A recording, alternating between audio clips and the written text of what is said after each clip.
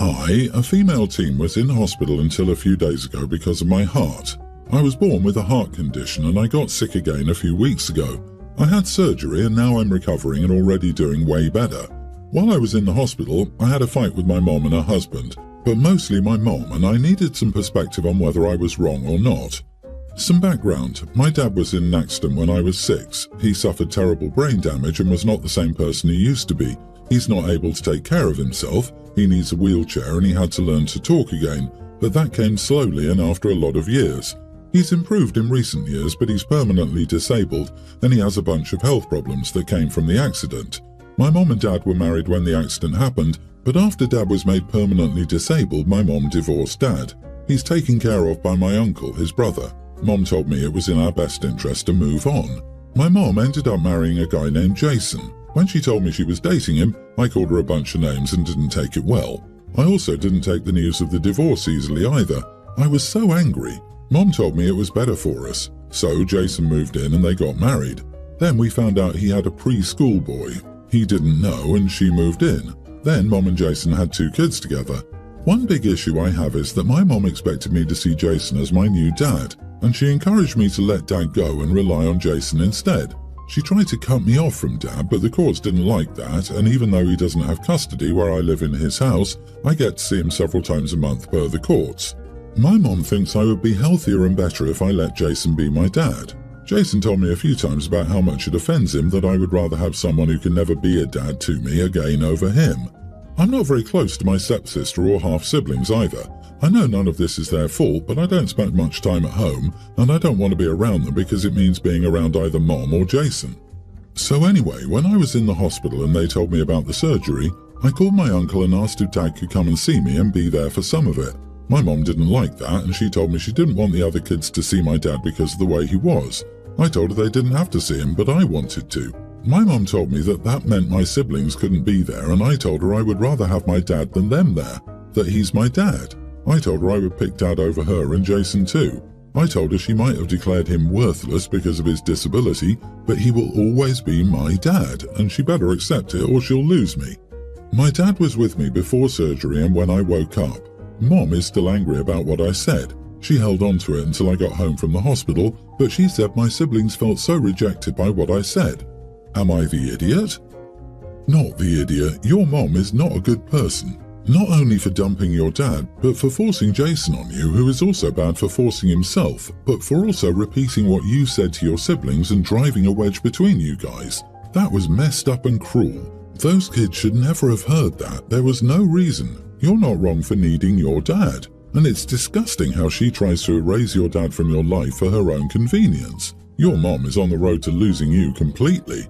Jason had better hope that nothing would happen to him, otherwise he'd be better prepared to be tossed to the curb like a broken toy like the first husband.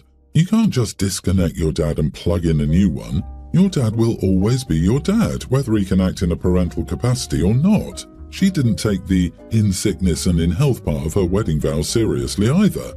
Yeah, your mom is horrible. It sounds like she has a disgusting attitude towards people with disabilities like they shouldn't exist. Try to make sure to not punish your siblings for how your mom and Jason are. They're really not at fault here, but you must be prepared for the possibility that they will be treated better by your mom and Jason than you. Get better soon. My 39 female daughter recently had her nearly adult birthday. My husband, 42, and I told her to pick a restaurant she'd like us to take her to for her birthday. She chose a seafood restaurant that we'd never been to. Looking over the menu, I saw that most dishes contain shellfish. There are a few fish entrees and some surf and turf, but there are only a couple of non-seafood dishes. Our son Teen is deathly allergic to shellfish. He also can't stand fish. There are only a couple of dishes there that he could eat. I didn't want to take him there because I knew he wouldn't enjoy his meal and worried about cross-contamination. I told my daughter that this restaurant wouldn't work and that she'd have to pick a different one. My son said that he would be fine just staying home. We could use the money that we would have spent on his meal to order him a pizza instead.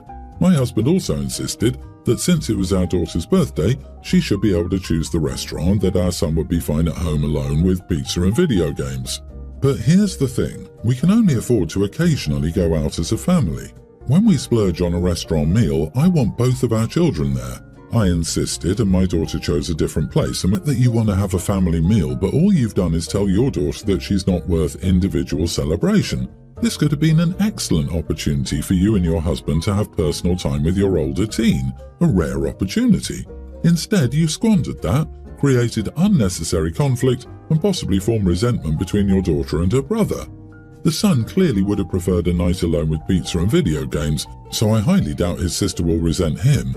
It's not about prioritizing the son over the daughter because the son was okay with staying home.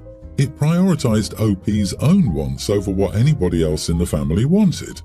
Essentially, you decided what you wanted was more important than anyone else, and would you look at that? You got what you wanted because your word is law. Screw the birthday girl's choice, right? You made your daughter's birthday about your wants. Why even pretend she had a choice in where to go? You dangled the illusion of choice before her, then overruled her for what you wanted anyway. I, 38 female, third-wheeled with my best friend, 39 female, and her new boyfriend, 40, on New Year's Eve. We booked an Airbnb and I put the entire amount on my card since only I have an account. This was the first time I met him too, so I know little about him and have barely interacted with him. Let's call them Andy and Anna. Afterwards, she paid her third somewhat quickly. I did have to prompt after 2 weeks. She said she was going to get her boyfriend's share and then forward that to me. I said okay, but I honestly felt like the right thing would have been for her to give me both their portions and then get payment from him. I would have done that, and my boyfriend, who didn't join us, agreed. I found out later that he got upset with her because he's frugal and she made it sound like it would be a lot cheaper. She chose the place, then told me which one to book. Anyway, they had a fight, and then she said she was going to wait for things to cool down before broaching the subject of payment again. Once again, I'm annoyed because I felt like it should have been her responsibility to cover for him ASAP instead of putting me in this weird position where I had to wait for him to pay her and then for her to pay me. It's like playing telephone with money, and I'm just hanging in limbo. They've been fighting a lot, so the payment topic got quickly left in the dust. It's been 2 months, and they've both forgotten about it. I reached out to her on Sunday, early March, and she was shocked to realize that it still hadn't been paid. I believe her surprise because she can be forgetful. I don't think she's intentionally ducking me. She said she talked to him this week and I thanked her. But honestly, I'm angry because they're a unit and I think his share of the payment was her responsibility to me. At our age, this etiquette should be a given. She doesn't seem to realize I'm an outsider being put in an awkward position. Instead, her point of view seems to be that we're 3 individuals with equal social distance from each other, so once she paid her own share, she forgot about how much he owed me. This would have been understandable if I was also friends with her boyfriend, but I'm not. It's been 2 months. When I owe people money, I set a reminder and pay as soon as possible. If I can't pay immediately, I take it upon myself to reach out weekly to say I haven't forgotten. In this case, I had to chase her down. So it feels like she put the onus of remembering on me when it should have been hers to carry. Also, she should have paid both their shares. There are some things that I am trying to be understanding of. Work is toxic to her, and she's been having health issues with an upcoming surgery next month. Not major, but still scary. She's also been fighting with her boyfriend. I'm trying to give her grace, but I also think this isn't cool. Am I the idiot if I ask her to just pay me with her own money and then figure it out with him on her own time? Not the idiot for telling your friend that you need to be paid and at this point you don't care by whom, her or him. But you are the idiot because you should have gotten the funds before going on the trip or saying something that weekend. Hey guys, why don't we settle the final balance now? You rented an Airbnb for New Year's Eve. He's not paying back what he already used. Boyfriend is 40, not a teen. At 40, who thinks they must explain to other 40-year-old adults that they have to pay their share? He just doesn't want to pay. Just eat up the money lost and rethink this friendship. You're correct, OP may have to consider it gone. It sounds like he's either hoping Anna will pay, or he's hoping that it's just forgotten about, and you end up paying for it. OP, their relationship is not your problem, so don't bother tiptoeing with her. Tell her to pay up, where she gets it from is not your problem. If she refuses because she doesn't want to be the bad guy in their relationship, me, personally, I tell her to give me his number and I go after him and put some social pressure on him. Whatever. And if both relationships go up in flames over reneging over the deal, so be it. I have 2 much younger twin siblings, Ben, 19, and Zoe, 19 female. They don't get along and are always fighting. It gets so bad that my mom once secretly told me she regrets having more children. She was joking, I think. I believe they're both equally at fault, as does Mom, but our dad dotes on Zoe a lot and believes Ben is just a stupid delinquent. For context, Zoe is more well-behaved than Ben, and she's currently in college doing a pretty tough program. I'm very proud of her. She worked hard for it. Ben really doesn't want to go back to school and shuts down every conversation related to it. He's also a painter and is always drawing or painting. He's slightly stubborn and should be thinking more about his future. Not school necessarily, but ultimately it's his choice. Still, he can only survive on little part-time jobs for a while. Anyway, my parents invited my husband and me to dinner and we said sure. I could tell Ben and Zoe were fighting when we arrived, but they said nothing. Then we sat for dinner and Zoe announced that Ben had gotten a girl pregnant. My dad went red and wouldn't even hear Ben out. It all happened so fast, but Dad went into Ben's room and threw all his art stuff out the window. He even took his guitar and locked it somewhere in the basement. He also called Ben several names. I've literally never seen Ben cry like that. When Ben finally managed to speak, he clarified that it was just a scare. No girl is currently pregnant with his child. He's now locked himself in his room and hasn't even left to go to work, according to my mom. I'm so incredibly heartbroken for him. My dad doesn't care that he misunderstood because the scare is just as bad to him, and Zoe doesn't feel an ounce of regret either. She said everyone was saying it and she only brought it up out of concern. She thinks he deserves to have his things destroyed because he lives in a fantasy land. Because of this, I've stopped giving my sister money. I gave her a lot of pocket money to spend on herself as a treat. I do the same with my brother. But I've stopped for her. My mom gets it, but my dad won't stop calling me to yell at me for playing favourites, punishing my sister for doing the right thing and rewarding my brother for being a bum. I told him I wouldn't speak to him anymore, and he just told me he was disappointed. My husband thinks I should have talked it out some more, but I genuinely think they went too far this time. Some of the stuff my dad trashed was things Ben created almost 10 years ago, and the way Zoe smiled the whole time honestly creeped me out. Am I the idiot? Not the idiot, OMG, so many serious issues. Your siblings are lucky to have you trying to look out for them. You are in the right. Dad is playing favourites. I wonder if your brother is dealing with multiple issues. It can take men a little longer to find their footing in young adulthood.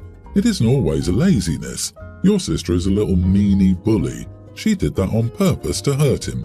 But this goes way too far. I wouldn't give her a penny until she apologizes and changes her behavior. Why reward her antics? My dad won't stop calling me to yell at me for playing favorites. Oh, that's rich. He's been spoiling his little princess for years, hasn't he? And been an idiot to his son the whole time too? Is your brother a bum? Maybe. Is living an art fantasy? Maybe. In this instant, though, nothing was his fault. But your sister is absolutely a spoiled and malicious little idiot. And your dad is, well, not a good parent. Zoe is just awful. I can understand a couple of 8-year-old siblings trying to get each other in trouble with mommy and daddy, but she's an adult. What a horrible human being. I hope Ben was able to rescue some of his artwork, even if it's not intact. I wonder if there's any possibility Ben could stay with OP for a while if they put a plan in place for him to become self-sufficient. Getting out of that house and away from those people may be all he needs to get his head straight and figure out what he wants to do. He can't keep living in that house forever, working part-time jobs. I, 25 male, and my girlfriend, 26, were together for about a year. I decided to break up with her after learning some uncomfortable things about the before we were exclusive. We had a long flirt and talking phase for about 3 months. We went on several dates and mostly texted online. In the last month of that phase, she seemed distant and dodged questions from my side about the relationship. I told her we're 3 months into the talking phase, have been to dates, and we should decide if we want to go forward. She always dodged these kind of questions.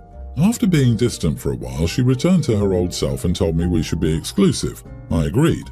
Last week, I learned from one of her friends what she'd been doing during that distant period. Apparently, she was talking to another guy and pushing to get him. The guy hooked up with her and ghosted her. I think that explains why she was distant and came back randomly. Call me insecure all you want, maybe I am, but it feels wrong to me. I was the second choice according to this story. Was I no different than a spare part? I talked to her about it and consulted with my friends. She and her girlfriends told me she hooked up and talked to other guys but ultimately chose you. You are the prize and you should be happy. Women tend to choose the best one among their opportunities and you're the best. I cannot even comprehend that logic. In the end, I decided to break up and people told me I did wrong. Am I the idiot? Not the idiot. Would she be with you if the other guy hadn't ghosted her? I'm thinking no. Your girlfriend and female friends are full of it. She didn't choose you. The other guy ditched her, so there was no longer a choice. When they said, "You are the prize," consolation was silent. This is why this long "we're not exclusive yet" thing that has become the norm invites problems. In my view, if you go on a third date, you should be exclusive and not try different people for months on end.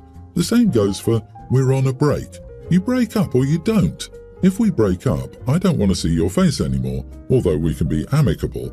An ex is an ex for a reason. Old-fashioned maybe, but whatever.